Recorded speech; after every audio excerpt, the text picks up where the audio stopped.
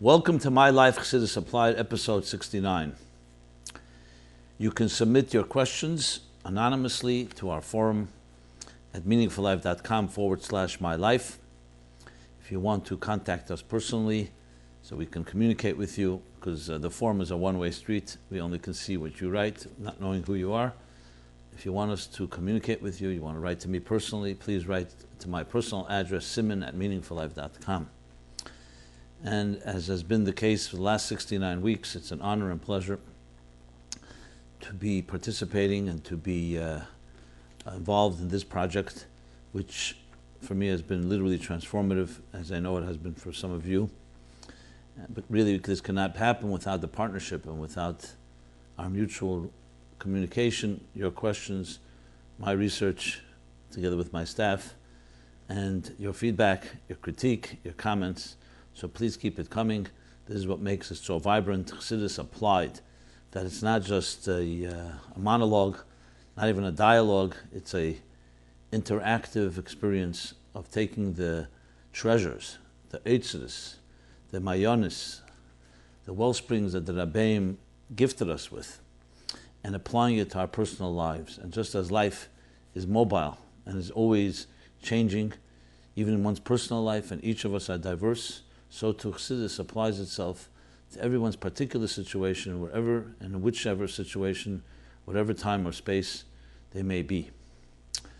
As has been the custom, we begin with something timely, being that we're coming from Shavuos, Matan Torah, and we're reading the coming week Parshas Behaalosecha, Saneris. This happens to be among many, but especially the theme of the opening of this chapter and the Rebbe's focus so much on Aveda B'Keach Atzmei, which is self-initiated work. One of the greatest focuses of the Rebbe and underlying underpinnings and cornerstone of the Rebbe's Aveda and Shlichus. The Aveda of Aveda B'Keach Atzmei. And the Rebbe so often, almost every week, every Farbrengen, when he spoke on Behaalosecha, emphasized the theme of this point, which is so fundamental as well in our Chassidus Applied. And that is that the Pasuk says, Behaalosecha Saneris Rashi, based on Medrash, questions why the word Behaalosecha. Every word in Torah is precise. Behaalosecha means to raise, to elevate, from the word Aliyah, Ha'alesecha, Allah. It should have said, Behaalosecha, when you will kindle, when you will ignite, when you will light the flames. The word Aliyah and flames doesn't seem appropriate. And Rashi answers, because the mitzvah was that when the Kohen Gadol Aaron would light the menorah, he would had to light it in a way Asher tehei shalheves eila me'eleha, to the point that the shalheves eila Behaalosecha, that the shalheves, the flame, should rise on its own. Which means that when you light flames, if you don't wait, you often see it takes a split second for the flame to catch.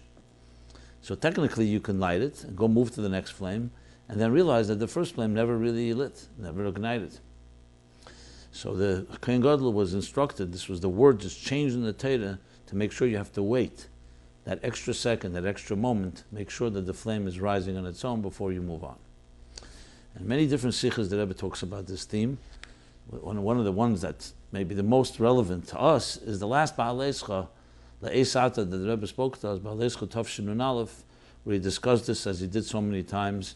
Why is it so important that the Kohen Gadol make sure that it rises on its own? What's the worst scenario? That he moves on and it burns out. Okay, so you could always come back and light it then. The fact that the Torah has to change it, Rashi answers the question, but then the question just carries over to why is it so vital?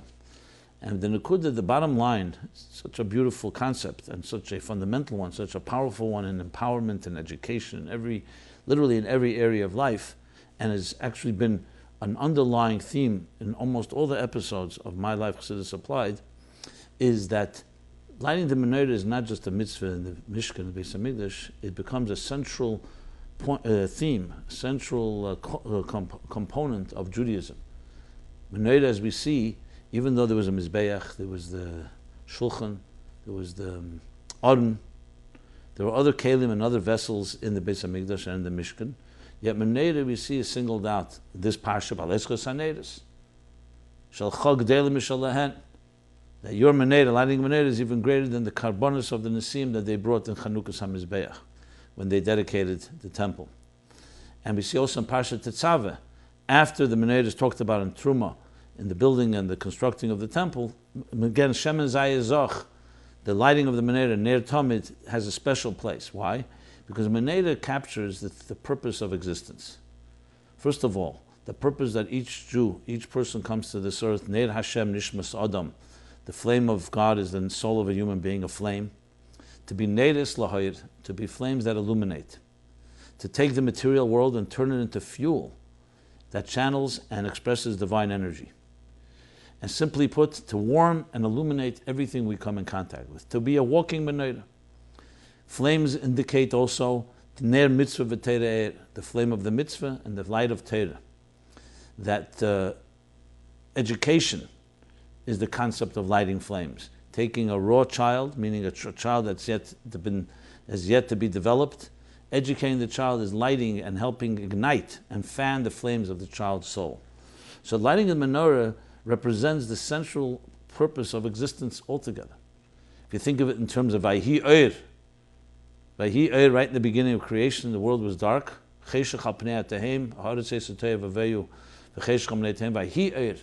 And so too we, just as God brings light, we have to bring light into the world. And you see light and flames is such a central element in Judaism. There's Shabbos candles, there's Yom Tov candles, there's Hanukkah flames. There's the flames that we light, the Yizkor flame. Because a flame represents the soul and represents light. Chassidus and Kabbalah, of course, Eir Ein Sof, Eir. Eir Ein Sof. And then after the Tzimtzum, after the darkness, comes the Kav, Boka Esa, Tzimtzum. It pierces the darkness and it illuminates, like the rays of the dawn. So the menorah represents every form of illumination. And that's why it's so important, this emphasis. It's not just about igniting. It's not just about illuminating. It's making sure that whatever you touch doesn't just get illuminated, but it becomes a flame that rises on its own. When you educate your child, when we educate our children, you can do it in two ways. You can impart information to them, knowledge, a lot of data, but you don't necessarily empower them to answer their own questions. You answer all their questions for them. Then there's v'himidu talmidim harbe, as the Mishnah says in Pirkei Avos in the beginning. What's v'himidu? Again, it should have said v'yilmadu. There's many expressions. V'himidu talmidim harbe, to raise, to make them stand, because the goal is to make the students stand on their own. So in the beginning, it's teaching them and imparting information, but it's also teaching methodology, that wherever they go, whatever they do, they can note how they have the method to solve the problem, which is what Chassidus explains, Chushei HaTalmid become like Chushei HaRav. It's not just enough that the student remains a student and always has to be dependent on another, but that the student rise on his own, Shal Heves Ela Mehelah. And this is a lesson in chinuch, a lesson in communication, a lesson in inspiration, in how we impact one another. What's more powerful? To tell someone an answer, to give someone direction, or to teach them to find answers and to find direction. And that's why it's a vital component. That's why the Torah changes that word to emphasize that the dira b'tachtein that we create as we illuminate and warm this world is to make the world rise on its own, that Gashmias itself, the Mekabel itself, should be a mashpia. That recipient itself should find its unique ability, its voice, and its ability to impact others. And then you know it's a perpetual force, and you know that it's permanent, because it's not something superimposed, that you lit it, but it's rising on its own. So essentially, it's the concept of Aveda B'Kei Chatzmei, as I said, central to the Rebbe's Nesius, right? The first Fabrengen Yud Shvat, the official Fabrengen Yud Shvat Tafshin Yud Aleph, after the Maimer. The Rebbe says it's customary in this country to make a statement when you assume a new position. So he made the statement, Avos Yisrael, Avos HaTorah, and Avos Hashem are all one. And then the Rebbe said, the Shverflag Zogen, Feglich in Buzim. There's an expression that you delude yourself. Feglich in Buzim is just an expression. Don't delude yourself into thinking that now you've appointed someone and and he's going to do the job for you. You'll sing songs, you'll send him Tzetlach, Kvitlach, and so on. Everybody has their shtus the lumazeh, the Rebbe said. Everyone has their pekel, their nefesh habamis, their challenges. I do not decline from helping, but the Rebbe established right there the theme of his entire Nesius and leadership. I am here to help you help yourself. I'm here to empower you, because that's the Tachlis HaKavona, is Aveda B'Keyach Atzmei. Samach Vav, the whole Hemshech Samach Vav is built on these three words, Aveda B'Keyach Atzmei. The work we do on our own through our efforts. Obviously, by the empowerment that comes from the Kohen Gadol and from Torah and from the direction and guidance and from our education. But ultimately, not to create dependency, but to create independence in the sense where every individual can find the unique voice, the unique skills that God blessed them with, and illuminate the world with that unique flame that rises on its own. Now, a few interesting things I'd like to share. So when we prepared the Sikha, Behaalosecha Tavshin Nun Aleph, as the last Behaalosecha that we didn't know at the time, so there was complicated Sikha because the Rebbe began asking questions. Is it really al olam elah? Does it really rise on its own? Because at the end of the day, is it on its own? The Kohen Gadol had a flame in his hand. Without him, without the original flame, the second flame would not be lit. Without the shamash, so to speak, the other flame would not be lit. Without the Kohen Gadol, it wouldn't be lit. So what's that me'eleh here? It's true, once you light it, it can burn out, or it can have its own fuel and has its own ability to rise on its own. But is it truly, me'eleh, truly independent? Which really gets into the whole question, as the Rebbe discussed then, the issue of free will. When we say we have free will, the ability at our own volition to make a choice, so b'charta b'chayim, you have here two paths, and you choose, is it really b'chira? Because the b'chira itself is given to us from above. Mi agdimani v'ashalm, the Medrash says, God gives us life, He gives us strength, He gives us ability, then He gives us the parchment, and He gives us all of the parchment, He gives us the materials from which to make parchment. We just do is the last step, the makav patish we do is write a mezuzah, for example. Mi agdimani v'ashalm. So are we really achieving something? And the Rebbe went back and forth in this me'elah that at the end of the day, yes, the Eibush himself gave us the ability to achieve something. But it was somewhat complicated and very subtle and dakusdik, and we wanted clarity, and we always did this. I can tell you, I was always mahadir as much as possible to schlep out from the Rebbe anything we could. And here was an opportunity to go deeper into the subject of Bechira and Hashgacha, and in general, with the Eibush gives us the abilities, and then is it really us, is it the Eibishter's Kayach, and so on. Is it only we think it's our power? It does say in the Kutei Torah from the Rambam, when it says, Heina Adam Hoya Ka'achad Mimenu, that's the Bechira, that the Eibishter made Adam Ka'achad Mimenu, like one of us, that He gave the power of Bechira to the human being, which only Atzmus has. The Kutei Torah Emir discusses this. So we asked many questions, and here was the surprising answer that we never got before. The only time we ever received such an answer. It was like 2-3 page questions, and the Rebbe wrote on the side, the Rebbe wrote the whole theme of the Farbrengen. Dvarim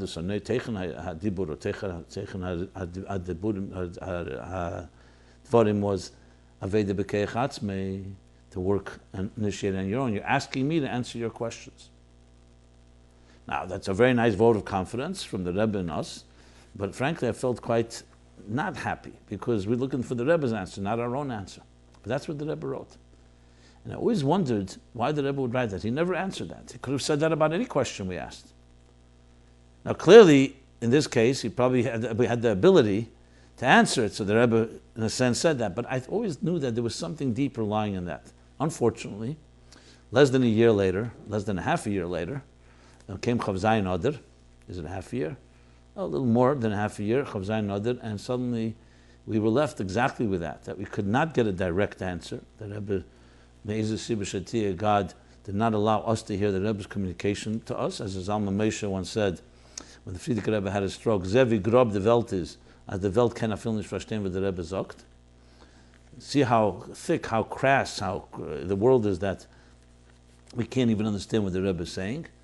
So the words that the Rebbe wrote on that note, Behaalosecha Nun Aleph, suddenly came, unfortunately, tragically, to in a very apparent way, till this day, 21 years almost from Gimel Tammuz, who would believe that we were given the koyach to do something that Kavyochel, the Rebbe himself, is not doing for us. So I was thinking what the Rebbe's meant. And the more I struggled with it, the more I came to realize the Rebbe actually did give an answer, and that was the answer. The answer is, I'm telling you that you can do it, you can figure it out. That itself is a koyach. given to us. And we shouldn't convince ourselves it's our own power. Same thing with Bechira. At the end of the day, of course, God runs the show, runs the world. But He gave us something, and He seriously gave it. It's not an illusion. He gave it to us, despite the Neir Alil al Bnei Adam. I'm sure there's questions that some maskilim will have. But the Bechira is a Yesod Chazak, as the Rambam writes in Hilchos Tshuva, a foundation in all of Judaism. So clearly there's something given to us, whether we understand it or not, and here's not the place to go into it, that has that Aveda B'Koyach Atzmei. And that Gufa is from the Koyach of the Kohen Gadol. That itself is the power that God gives it. In the case of a shlichus, like in this case, the Rebbe said, you could figure it out. And therein lies the answer. Had the Rebbe answered that question, in a sense, it would have defeated the purpose of the whole Sikha.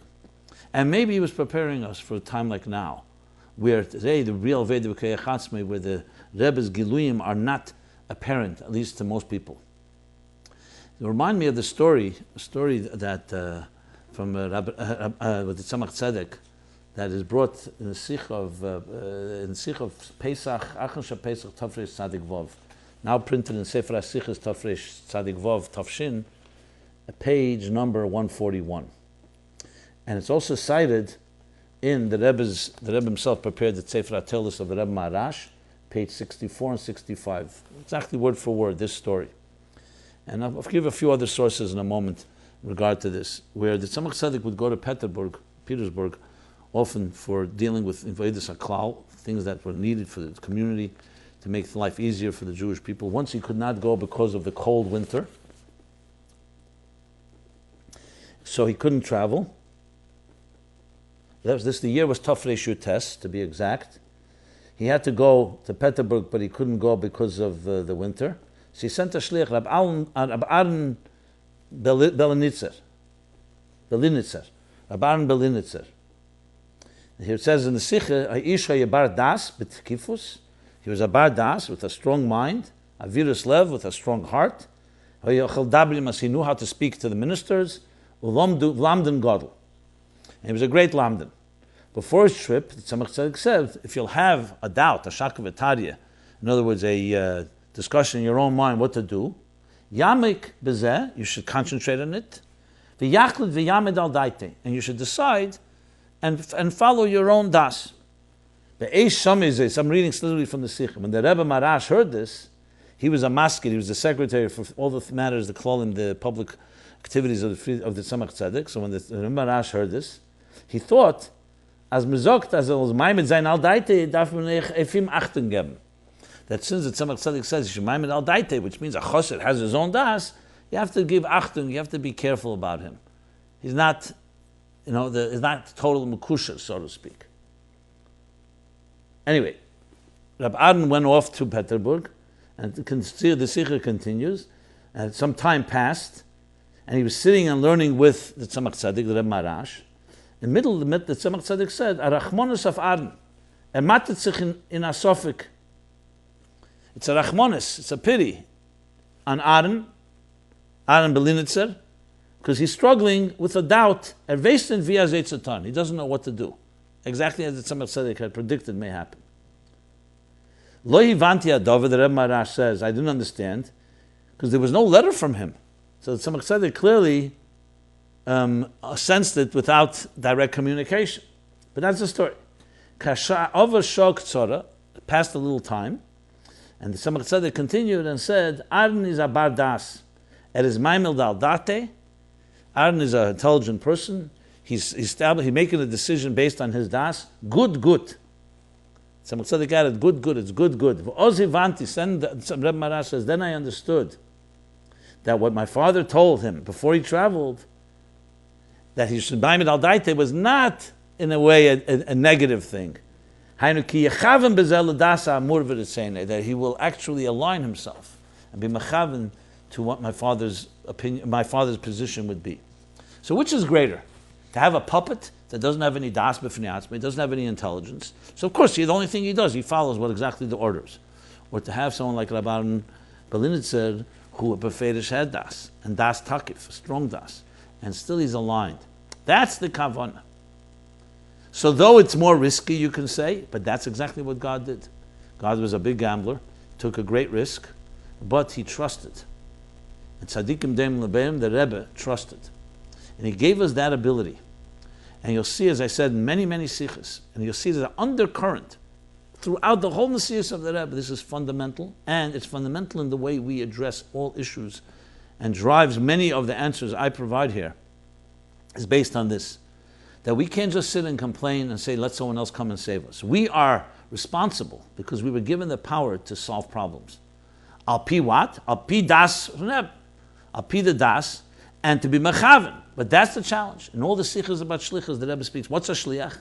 About das b'fnei atzmei. He has to be an independent and thinking person. A cheresh sheitev v'kotna, or an eved, cannot be a shliach. A shliach has to be an independent individual who at his own volition chooses to be a shliach, a messenger, an ambassador, an emissary of the Mishaleach.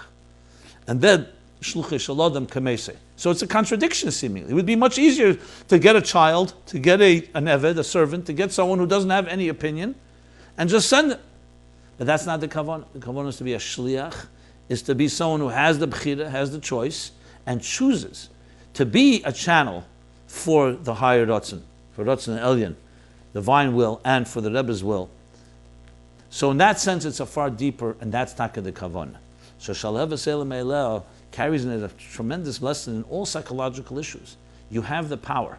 Obviously, imanila atzmi mani. If I'm only for myself, who am I? We need someone else. We need others. We need support. Aseh l'charav. We need objectivity. We need blessings. We need direction and guidance.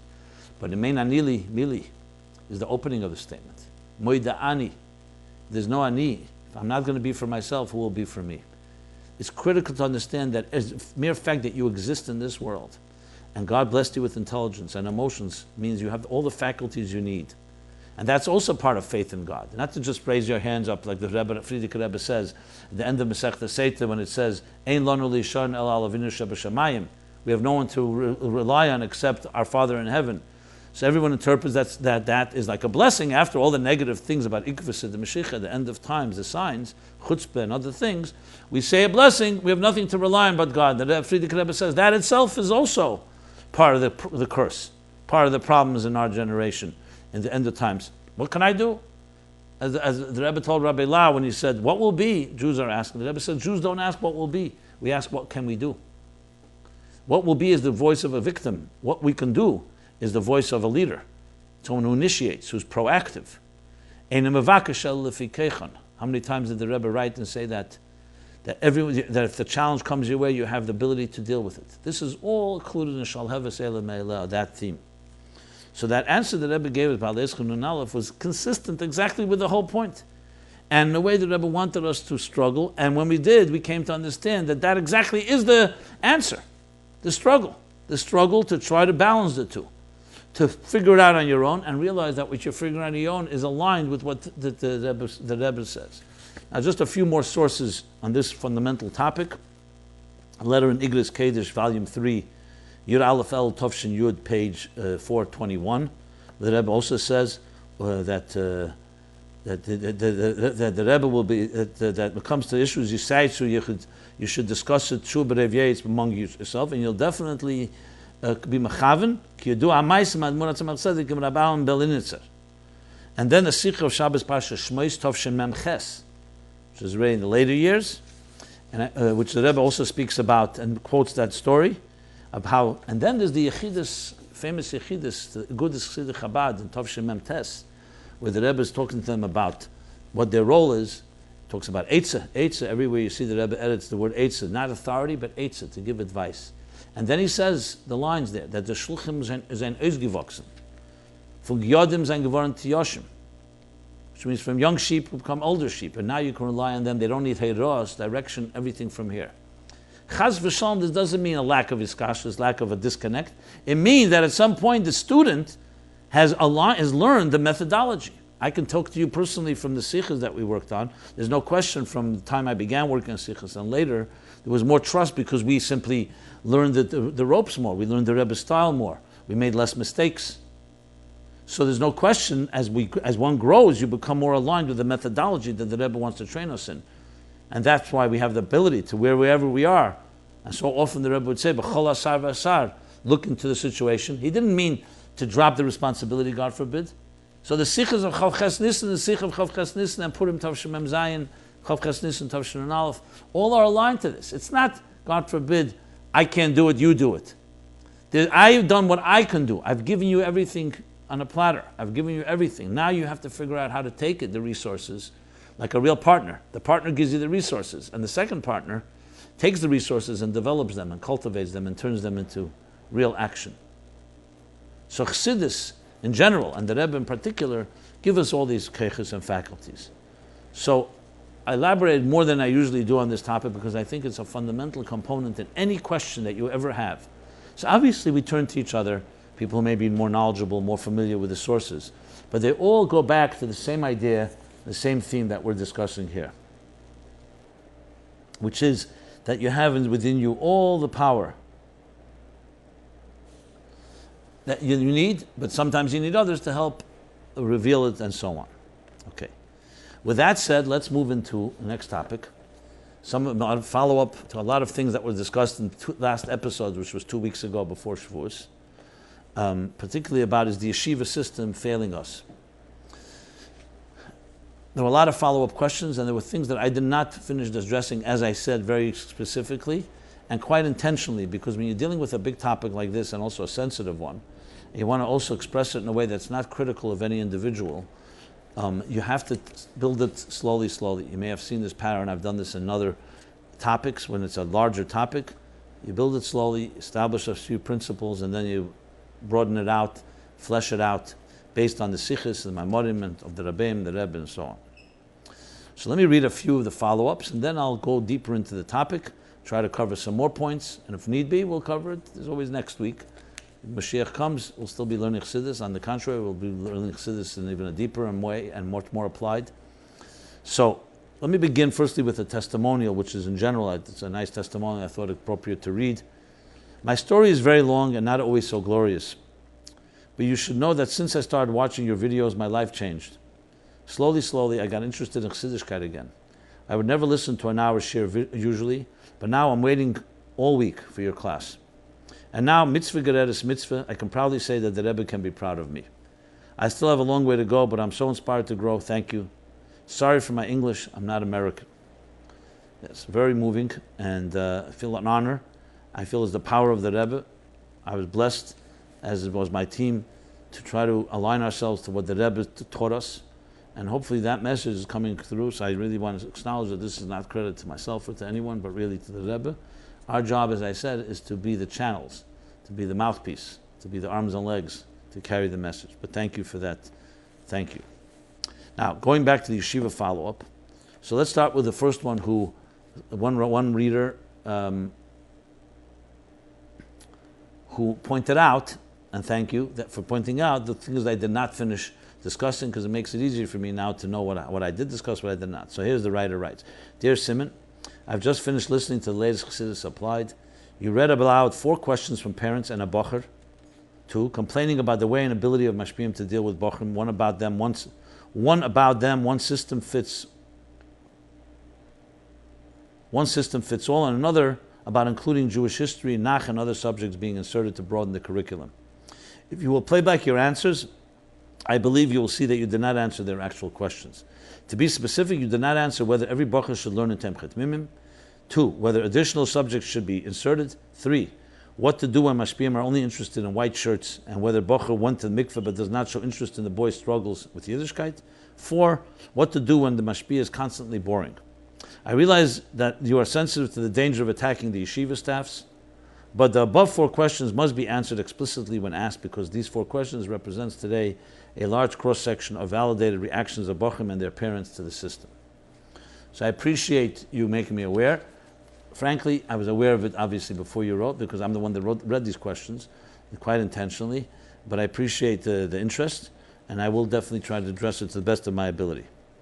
I won't read the questions that we read already in the last episode. We don't need to spend that time, but I will say that whatever is being said here should be listened to in tandem with and as a follow-up to that discussion. So I don't want to repeat myself twice, so I will try to just sum up things, but many questions were read. I did read 4 different questions, but I will read a few questions that came in the interim, or those that I did not read. So, we're going to take one at a time and try to address it. Regarding the issue about Entitlement, sending children to Non-Chabad school, please be advised, somebody wrote to us actually today, that there are many children who are not accepted in Beis Rivka and other Chabad schools. And the main reason is because staff determined they will require special ed. Therefore, they attend non-Chabad schools because there's no alternative in the Chabad schools. Okay, it's a comment, an important thing to mention. I'll try to address that as well. So let's begin this thing with the Entitlement and Chabad schools. And then I shall read a few more questions on this topic and move along. Good. There's a famous psyche, one of the known classics, Purim Tavshin Chai, where the Rebbe is encouraging people to send their children to Entitlement, and is very passionate about it, and actually spells out some people's names, etc. As part of being the Entitlement, the Yeshiva that the Rebbe Rashab was Miyasid, founded, and the Frierdiker Rebbe was the Menahel. So it's a yeshiva, not just another yeshiva. Now, when the Rebbe was asked then and other times, but there are other yeshivas that may have other qualities that Entitlement does not have. Nevertheless, Entitlement is our yeshiva. When I say our, is Chabad. So here's a very important point. I once heard this, that someone was by the Rebbe in Yechidus, and they were thinking of taking their children out of Chabad Mezdus, and the Rebbe discouraged them. They said, but the Chabad Mezdus are not serving my children well. My children have certain needs, not here to criticize the Mesid for other children. For my children, it's not working well. And the Rebbe said the following, that the Mesid of Entitlement is not someone else's Mesid, it is your Mesid. And even if the Anhola may not always be cooperative, and you can't always get through to them, but that's how we have to look at it. We're partners in the schooling of our children. So God forbid, if let's say a parent or a relative was not well, you're going to go choose another parent, you're going to go choose another relative, choose another home. You do whatever it takes, it's your problem. Like I go back to Aveda B'Kayach Atzmei. Many of the questions often that come my way, at least in MyLife forum, are often that there's a problem, people point fingers. Let's say the problem is absolutely legitimate. The question is, how are you addressing this? As your problem or someone else's problem? To escape the fact that Chabad Chassidus came to change the world, and that our mozdus were built by the Rabbeim to be training stations, as the Rebbe Rashab explains in Kuntres Eitz Chaim, why he established the yeshiva, to build Neres Lahoyer, and the same thing is with the girls' schools, is essentially, these are the tools, these are the institutions that were given to us for us to make sure that they fulfill that mission. If there's a problem there, the approach is not to say that we just save our own skin, save our own souls, and forget about everybody else. But it's important that we do whatever is possible to make the proper changes. Now, I know it's not that simple. I know that Anholas and faculty, some of them are dug in. They have their own attitudes, for good or for bad. But the bottom line is, this is a partnership problem. Maybe that's where the revolution has to take place. If enough of us will yell out and say there's a problem, let's fix it. Let's do something about it in a productive way, is the theme that I was discussing in the last episode about this. It's a whole different attitude than saying, this is not my problem. So that's number one. Number two, obviously there are instances, the writer writes about special ed or other situations, and hopefully they're all positive things. There are instances where, yes, if a mumchim and experts say that you must have a special type of school for certain children, so clearly if Chabad doesn't yet have those resources, you do what has to be done because the child is most important above all. But as a general statement, this is a critical thing to establish about Entitlement. Now I know this is complicated because you'll say, one second, but I can't change the school overnight. And I have a child that's suffering. They're going to school right now, their teachers are no good, my child is failing, my child is demoralized, etc., etc. What do I do right now? And I have an opportunity to send to another school that may be much better. So that's already a case by case. What I stated is a general principle that this is about us. This is how Jews have always dealt with situations. It would be the equivalent of Jews saying overall, forget about Chabad, all over. You know what? our yeshiva system is failing, so let's send our children to public school. Some of them teach better. And maybe in some areas they may be better. But that's not solving the problem, that's escaping the problem. As I said earlier, every challenge comes our way, we're given the ability to deal with it. And yes, there may need to be a revolution, a positive revolution, not coming from the students, between a partnership between parents and the schools.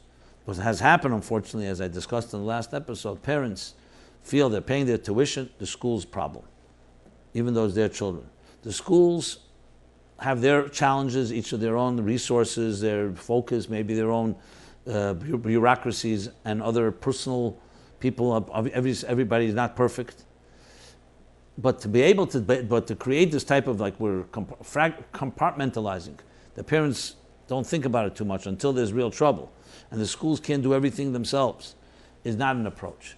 The only way is ultimately it's our children, and you do whatever it takes to provide the best education. So Pnimi is the message that the Rabbeim established for our children, and the Chassidus that it teaches are critical in life in general. And that brings me to the second point. And this is not in any way justifying some of the downsides or some of the weaknesses, because as I said, Mosdos are run by human beings, and human beings are not perfect. None of us are. And if you, as a parent, think, if you ran the school, I would do it this way, you rudely wake up. It's not so simple. You're dealing with teachers, you're dealing with different students, you're dealing with different parents. There's so many pressures from many different directions. Again, I'm not trying to justify or in any way gloss over or cover up any problems that the schools or their faculties may have. But it's not like, oh, you'll take over, Sunday is going to be perfect. But we have to remember one thing. What Chabad schools teach, Pnimi teaches, is that every child knows the purpose of why they're here on this earth. You ask any Chabad child, man or woman or child, why? To make a dira b'tachtenim. I've asked students of other schools, and I'm not here to knock other schools. They'll tell you they may know Shulchan Aruch Baal Peh. They may know Shas Baal Peh. Why are we here? They won't have a real answer. And I don't just mean in words, I mean a dedication. So there's a certain fundamental principles that Chassidus ingrains in us, that even the yeshiva system, and I could tell you my own horror stories of going to the yeshiva system. I'm not talking as a stranger. I went through the system. I don't want to go into details. Trust me, it's not from the worst stories. But not everything was great. But one thing is that you're in an environment, by osmosis, you pick up certain Yeshidas. And those Yeshidas, in many ways, are more critical than the floors. If you don't have a foundation that's solid, then the floors above may be perfect, but you don't have the foundation. There are people I know, and I meet them all the time, millions of people, who are college graduates, and they know how to process and analyze and write. Scientists, social scientists, physical scientists, political scientists. They know how to make money. They know all the ropes. They have the best tool chests, but they don't know why they're here. What's the purpose in their life? That's what Pnimi imbues in children. And that sometimes may be worth it, even if in other areas, the other floors, not even cosmetics, the later stages of development are not completely there. Now, obviously, I wouldn't be doing Chassidus Applied if everything was great. We're here to talk to each other. We're here to address issues. And we're here to make sure that the schools go through the most important revolution, which, thank God, I believe is beginning to happen. I'm seeing it. Because we're dealing, myself, I know I'm communicating with different schools. And what is happening is that we need to create a demand that the children realize that Chassidus has the answers to their personal, psychological, emotional issues. That is our mission. And then Pnimi can live up to its name in the fullest sense of the word. When I say Pnimi, again, I mean both boys and girls school. I mean in the broad sense, the Mosdos that the Rabbeim established. Which leads me to other question.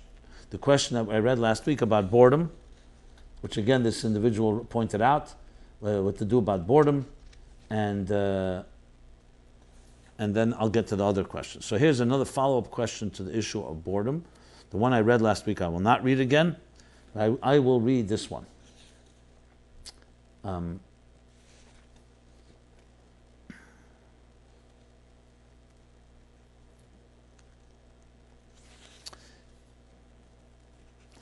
Dear Rabbi Jacobson, I'm writing to you because I just heard your Chassidus Applied class regarding Yeshiva in our system. To give you some background, of where I'm coming from. I'm a 19-year-old boy, grew up on Shlichus, and was in Lubavitcher school system. The way you completely underestimated the lack of yeshiva responsibility in this issue was shocking. There's a stage where a child lives at home, and although she goes to school, it is at the end of the day the parent's responsibility to be mechanech the child, which you are right about. Some parents should step up more to the plate. However, there's a stage where the child leaves home for yeshiva and somewhat out of the parent's reach. It seems that yeshivas love to keep bochrim as hostages. The parents educated the child and delivered a completely religious Yiras Shamayim child, and somehow yeshiva ruins it.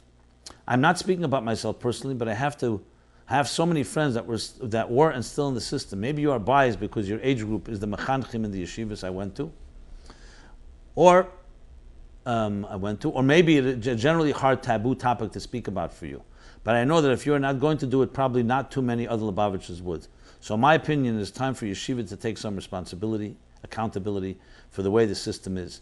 It is so right about what you said that when you're in the system, you think I'm going to change it, but you figure it is too hard. But if no one is going to do it, you will have a generation of apathetic teenagers that went through the system and are just frustrated at it.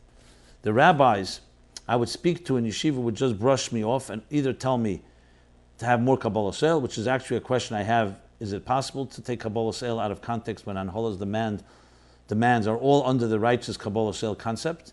Or they will say it must be due to your upbringing. When you came to yeshiva, you're already a damaged product, not our responsibility. I'm not sure how clear I made myself because I went to a system that seems to not like when bochrim express themselves, but if you want more specifics, I could go on and on.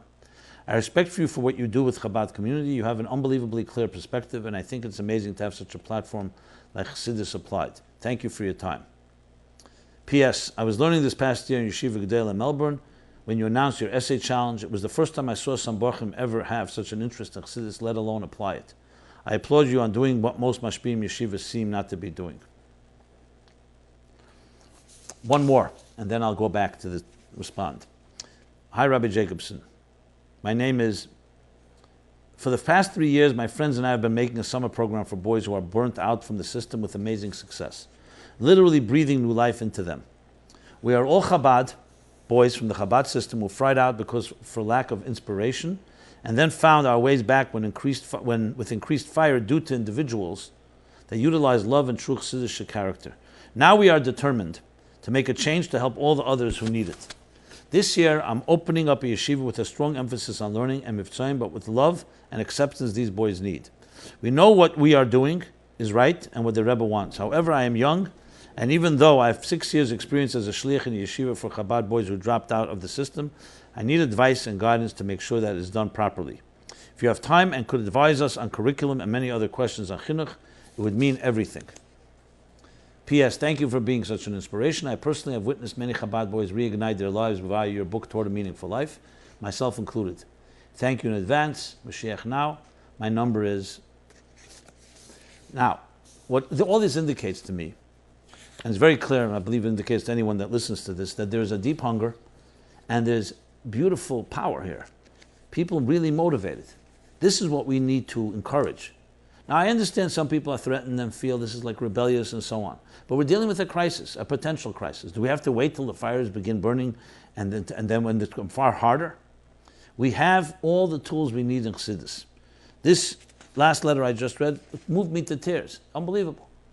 The guy could have been completely left, resigned, demoralized. I'll move on. He's coming back into the system, so to speak, and helping to want to change something. I'm definitely going to reach out to him and definitely help. And I want to say to anybody out there that's interested in doing something, I am here to help in any possible way. But we all have to feel this way. We're all partners in this. If for no other reason, the pride, the Chassidic pride, the kavod of the Rebbe, the kavod of Lubavitch, the kavod of Chassidus, of all the Rabbeim. That's the point. So yes, are there challenges? Absolutely. So we go back now. Are there Anholas that focus more on the white shirts or other things? We know there are. Maybe they're not equipped, maybe they need to be pushed, maybe they need to be trained. But we can't just go back and say, hey, we got a problem, what are we going to do?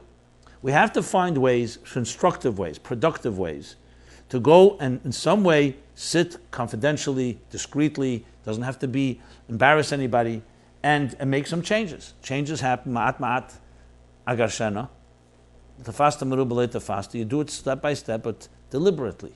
Enough people care, changes will be made. I've no question in my mind. That's the reason we have to speak, and especially the new younger generation that you're hearing speak here. The different voices, that some are talking about, yes, the negative, and as I read last week, someone said, so how do you make Chassidus passionate? I'm learning Chassidus and it's not passionate. I'm not going to read the whole question again. That's exactly what we need to do. This is what we're doing. This is what the whole purpose of MyLife Chassidus Applied is. The essay contest we did. And that's only, I'm just talking about things that we've done. It could be done in hundreds of different ways. Somebody just told me Shabbos that contest inspired them to make a contest in their school. And the children suddenly, and the students are suddenly coming alive.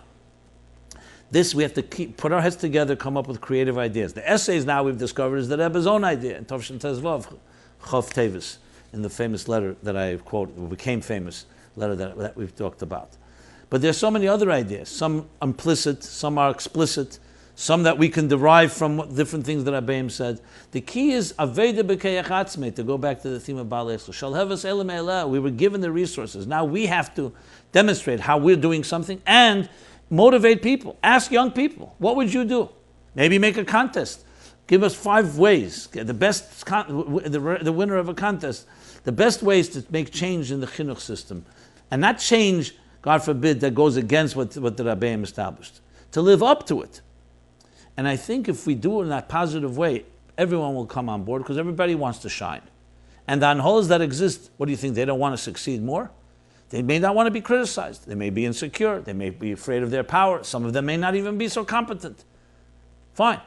But when you have a thrust, when you have a forward movement, a forward thrust and a momentum, a tide changes, and that's up to all of us, you can make real changes. This topic is important enough to talk about alone, even though I have other topics, but I'm especially elaborating because of the passion I see in many of the letters. What I'm reading is only a tip of the iceberg. There's so many others. So, whether this additional subject should be inserted.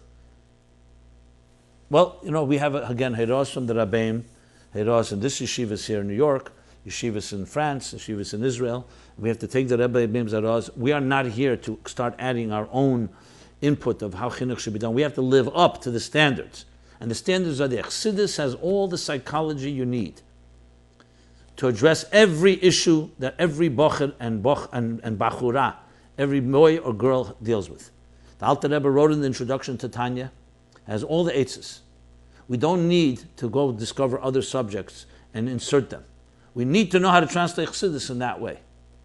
If somebody who has Hashgacha Pratis was a mechanech that studied education in the secular school system, or studied psychology and so on, and they can come and show us these ideas in Chassidus, by all means. But we don't need foreign or other insertions. We have everything we need. We come studying medicine, studying law. That's not the role of Tamchat Pnimi. And that's a discussion about secular education we had at another time. But if you're talking about the emotional, psychological, and personal needs of a human soul, what is Chassidus if not that? It's the study of the soul. Nefesh, Ruach, Neshama, Chai, Yechida, and all that we've been discussing, all the different themes.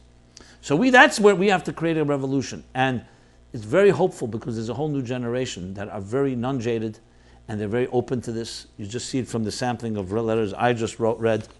And there are many, many more. And that's why, again, I encourage everyone to get involved. Any way I can help, like with this individual, by all means, even though my time is limited, but I am here to help in this direction because this is, in my opinion, not even a question, that this is the biggest mission that we have, which is Yefutzu Ma'nesecha Chutza. And Chutza begins in the Chutza within each of us, our Nefesh Abamis, our animal soul, our personal lives, our challenges, and so on. Okay. So, I'm sure there'll be more questions and more comments, but let me suffice with that for now and move on to some other subjects that are also follow up. Let's begin. The one which I did not completely finish, which was the issue of ungrateful adult children. So last week I spoke one theme about it. I want to make sure I'm covering everything here. Oh, 1 second. Sorry. Since boredom in yeshiva was addressed, I just want to spell it out, even though I believe I answered that as well. Yes, boredom is one of the worst klippos, one of the worst problems, because it's like boirek en b'mayim, a bored child, a bored student, is a breeding ground for all problems. How do you change boredom? Again, You have to make things relevant. To go say, this school and this teacher is boring, let's take the child to another school, that's not the solution. And what happens if the other school also has one grade, a boring teacher? Then what? Just keep running to it. The key is to know that Chassidus and Yiddishkeit can be alive and exciting. And the key here is to motivate and show children and students that your potential, excite them with projects that they can get involved in, and they feel that they're productive. That's the greatest way to get rid of boredom. The worst thing, boredom feeds on what? When you teach people things they think is irrelevant, try and impose upon them. Even poor students, get them involved in a project, something where their strengths suddenly are used in the context of Torah and the education they're getting, and you change the whole picture. I'll talk about this some more with more ideas around this at a later point, maybe next week, but I just wanted to add that thing as I was reading. So now let's move on. I was going to talk about the ungrateful adult children. So I dealt with ungrateful adult children in the context of entitlement, but there was another discussion, another question I read, and that was a conflict between parents and children, and where the children don't really want the grandparents around, and they want to see their grandchildren, and so on. As always, when it comes to these type of issues, there's so many dynamics involved that it's difficult to just give advice, because it takes more than two to tango when it comes to parents and grandparents. Then it's four to tango. 2 parents and 2 grandparents, maybe 2 sets of grandparents. So it's 6, and then there's the children, and so on. So, though this was written from the perspective of the grandparents, and my heart goes out to them, and this is the question that was addressed last week about, as I said, difficulties with the hashkafa of their children and so on, a few principles have to be stated. As our children grow into adults and build their own families, for good or for bad, they are the ones that have to make the choices about their children. Grandparents can't make those choices. Now, God forbid, I'm not talking about a situation where there's where someone is incapacitated or handicapped, or God forbid. I'm not discussing that. But generally speaking, parents make these choices. Now, grandparents want to influence. There's ways to do it in kind ways, in subtle ways, maybe not directly, because that's not the role. So it could very well be that children see the grandparents meddling, and we don't want you around, because every time you come, you're telling me what to do. My wife, sometimes a son will say to his parents, my wife doesn't want you to come and tell them to go put more salt in the soup, but make less salt in the soup, or other bigger things, and so on. And sometimes that happens, with good intentions. So it's important as grandparents and the people that is to try to make sure that if you're there, be a help, be an asset. Should we want it to be there, not impose yourself. If your children don't want you, or in-laws don't want you, there's a problem. That means that so to force yourself and say, I'm a grandparent, I want to be there, where's the respect? I don't know if that's the way to go. I know it's not the way to go, to put it more bluntly. Now, sometimes you may need to go speak to somebody independent, objective, that can listen to the whole story and hear, and then advise. From the point of view of the children, obviously you do everything possible to respect your parents and your in-laws. And if they are meddling too much, maybe there's ways to say that again. You have to know their level of intelligence, their level of communication. Will they be offended? Maybe find a third party as well. But everything can be resolved. That's the bottom line. And that's enough on that topic for now. And let's move on to the essays. Because time is limited, I think I'll move to the essays, though I was going to address a few more topics. Well, actually, one more topic regarding marriage. But I will right now go to the essays. And one more thing I want to say about parents and children. Kibud v'em is a mitzvah neseres adibros, and yet it's one of the hardest mitzvahs, as we know. The Rebbe referred to it a number of times. In America, the custom, Father's Day comes, Mother's Day, you come, you buy him a tie, you leave the tie, and you come back a year later. Kibud v'em is a difficult mitzvah, but it's an important mitzvah. And it's the mitzvah of l'man yarichon yemacha. It's connected to your own survival. It's connected to your own perpetuation. And it's connected to how your children will treat you. Is usually how you see you treat your parents. So it's important that we also keep that in mind. One more point I wanted to make. So now let's go, as custom has been, another 3 wonderful essays, which I just finished reading.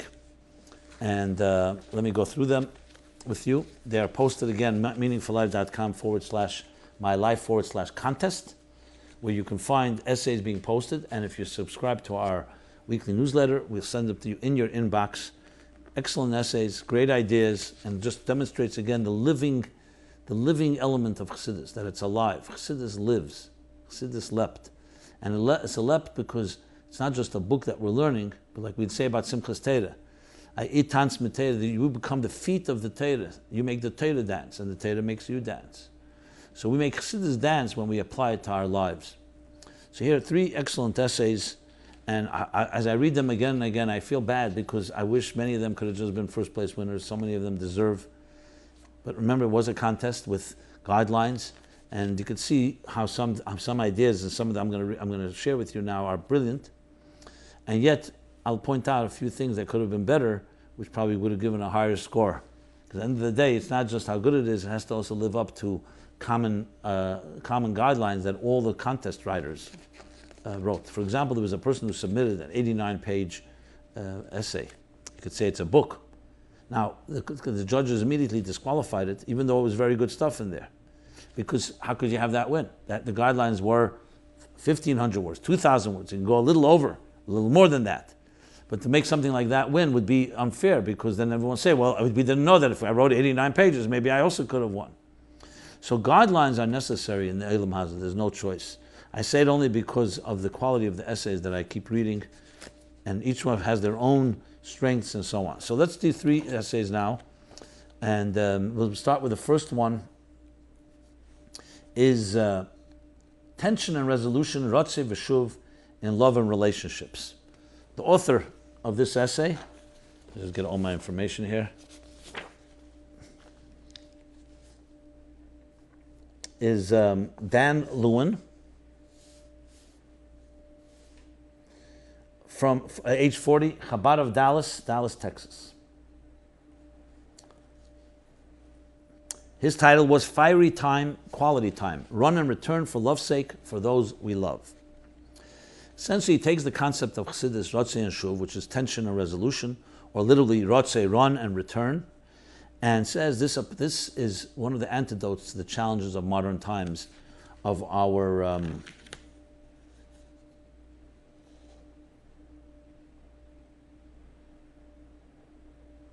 in our lives. And he begins, in our closest relationships, we seek the freshness and passion that fuel the initial bond, and the support and partnership that creates practical benefits and long-term value. Yet with long-distance living, long work hours, and the distraction and addiction of media and technology, so many relationships today are wildly out of balance. Young people hastily seek Facebook,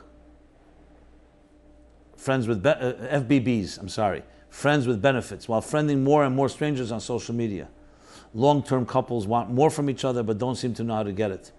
Through better understanding the concept of Rotzo v'shuv, the run and return of the soul, we will explore the origin of dissatisfaction, the insatiable drive to achieve more, as well as the common problem of imbalance in relationships and the solution. He goes into a very beautiful description of Rotzo and Shuv, that spirituality and physical are antithetical. One is like a flame that rises, the other is a grounding gravitational force. And the challenge is how to balance these two. In addition, to realize that the restlessness of the spirit is part of the Rotzo v'shuv of this flame. And understanding that is a critical component, how you resolve that. So to avoid the boredom, or the words he uses here,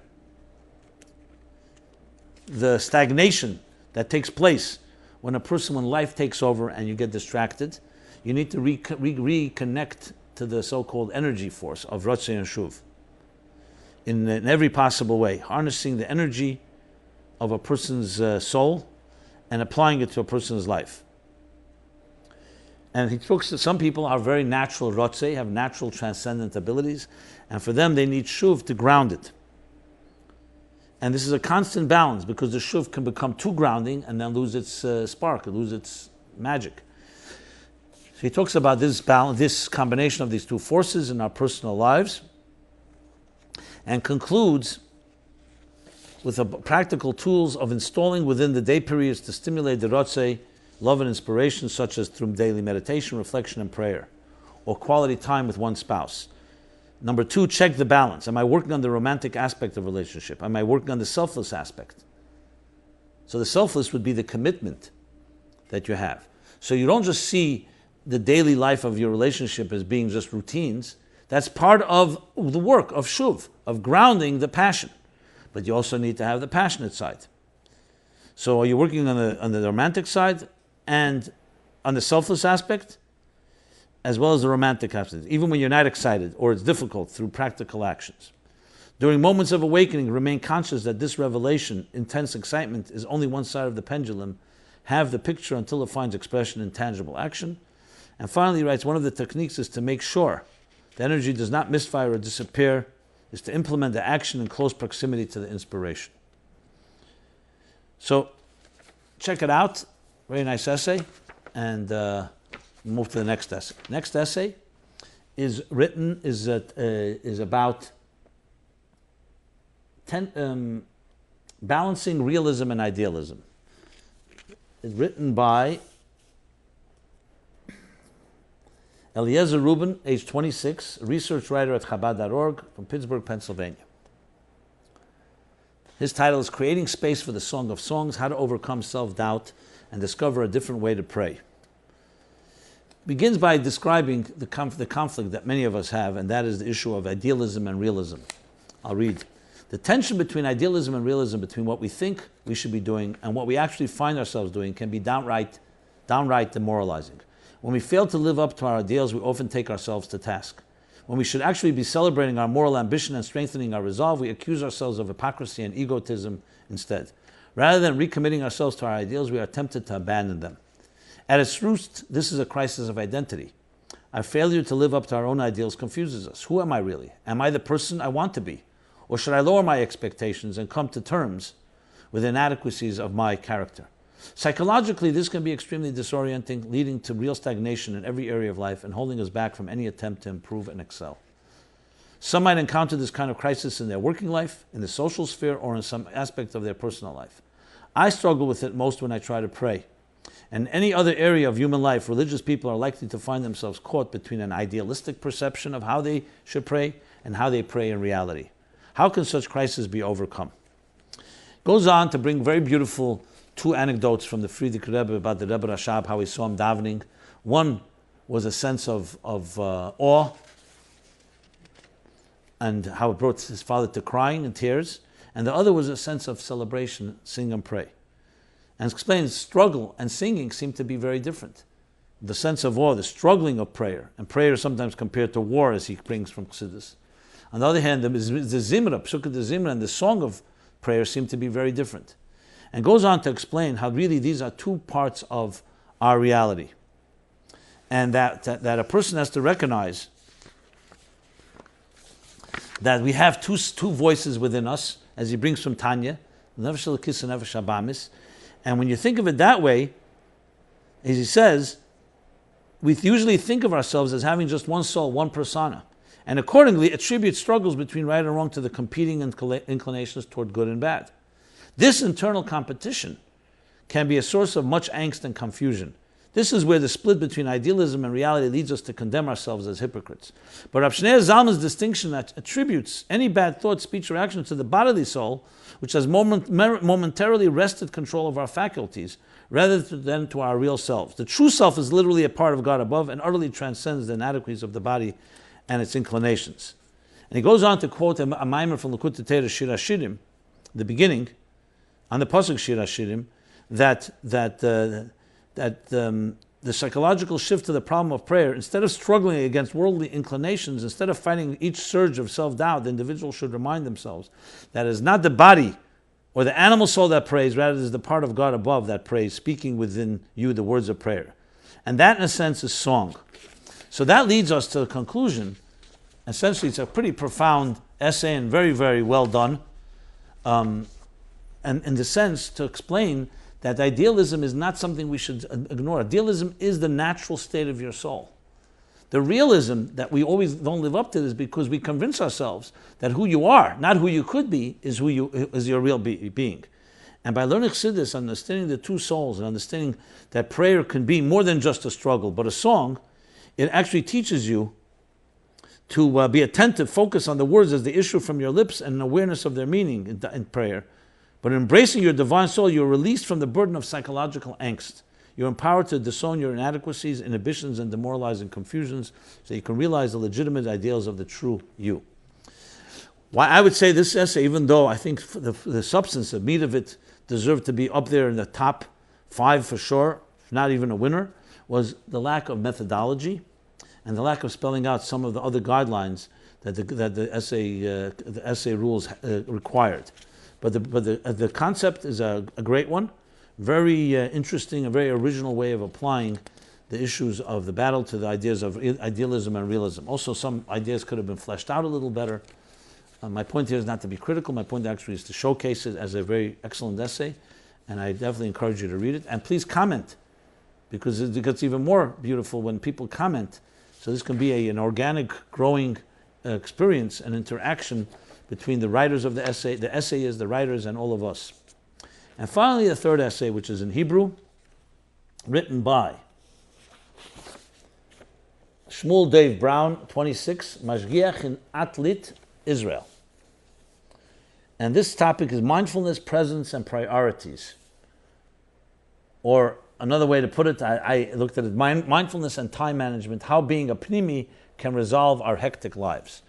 A very, very excellent essay as well, in the sense that he takes the issue of our hectic lives, whether it's texting, the distractions of media, all the fragmentation that takes place in our lives, and gets into the topic and says that the lessons of Chassidus about being a Pnimi can be applied by each of us in helping organize this hectic life. And he cites, in a very interesting way, collects and gathers the different sources about the difference between a Pnimi and a Chitzeni, from different sources about Chabad Mon Pnimius,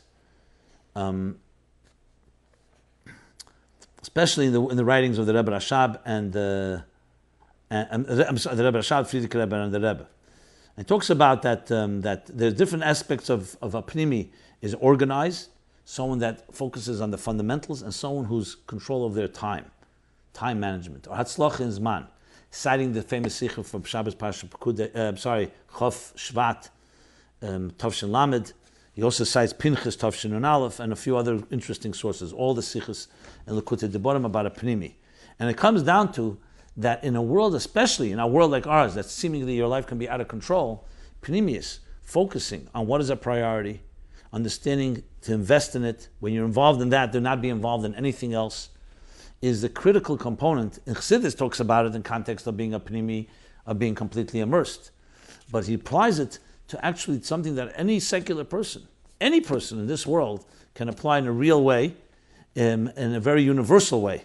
That's what makes this essay quite unique and powerful, because he applied that principle to that. And he concludes with the practical suggestions as well, in how to prioritize, how to focus on what is how to focus on something and not allow other things to distract you, as well as how to focus on education and involvement with your family and children. Suggestions of, for example, not to text and not to use any type of communications while any type of gadgets or mobile or devices, I should say, during meals and other times when you're with people that you love and so on. Again, a very good essay, all posted on meaningfullife.com/myllife/contest, as well as it's being sent in your inbox if you subscribe to our weekly newsletter, which I encourage you to do. It has other information and material as well. We will conclude now. This has been My Life, Chassidus Applied, episode 69. Every Sunday, 8 to 9 p.m. So until next week, everyone should have a very hatzlachadik week and a week of avodah b'keichatzmi Behaalosecha saneres. Let's put ourselves together and create the revolution that the Rabbeim initiated and deserve. And finally, by bringing the Aleph into Geula, we will be able to create Geula, Amitis V'Ashlema. Thank you very much.